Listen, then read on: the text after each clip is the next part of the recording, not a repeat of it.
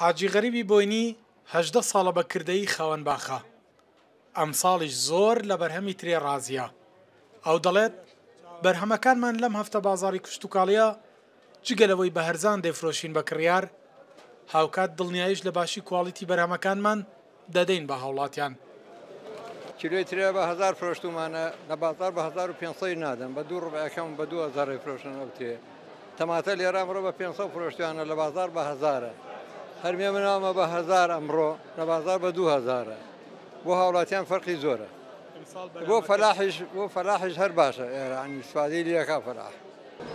لەم هەفتە بازاری کوشتتوکاڵەیە کە لە هەڵەبجە کرابوویەوە زیاتر لە 50 جوتیار و فرۆشیار بەشداریان کردهبوو.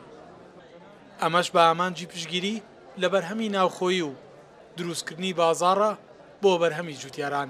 ئێمە ئومێدمان هەیە کە بەکردنەوەی هەفتە بازارەکان لە سەرانسەری کوردستاندا کە بتوانین دەرفەتێک بڕخسەین بۆ ساختنەوەی بەرهەمەکان، ناتوانین بڵین هەموو کێشەکانی جوتیار چارەسەرەکەین، بەڵام هەندێکی چارەسەرەکەین بۆ مەرجێ هەم برا جوتیارەکان هاوکار بن، هەم کڕگار و گەشتیاران ڕووبکەن ناوچەکە بۆەوەی بەرهەمێکی پاکیان دەستکەوێت.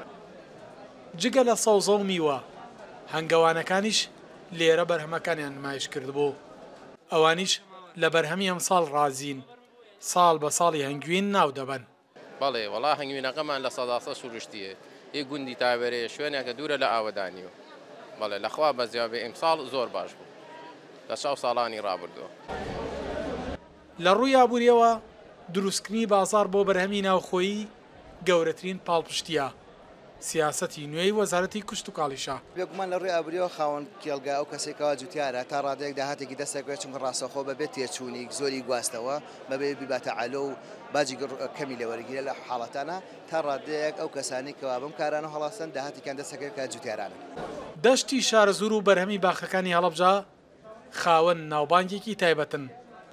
ساڵانە هەزاران جوتیار و باخەوان لەگەڵ خاک و زەوی دەست و پەنجە نەرم دەکات بۆ بەرهەمێنانی کوشتتوکاڵی. دروستکردنی هەفتە بازاری کوشتتوکاڵی هەڵەبجە لەژێر چاودێری وەزیری کوشتتوکاڵی حکوومەتی هەرێم لەلایەن بەڕێوەبەرایەتی گشتتوکاڵی هەڵەبجەوە هەنگاوێکی بەردەوامە بۆ ساختکردنەوەی بەرهەمی باخەوانان و جوتیاران، کامە گەورەترین گرفتی جوتیارانە لە وەرزی پێگەشتنی بەرهەمەکانیان.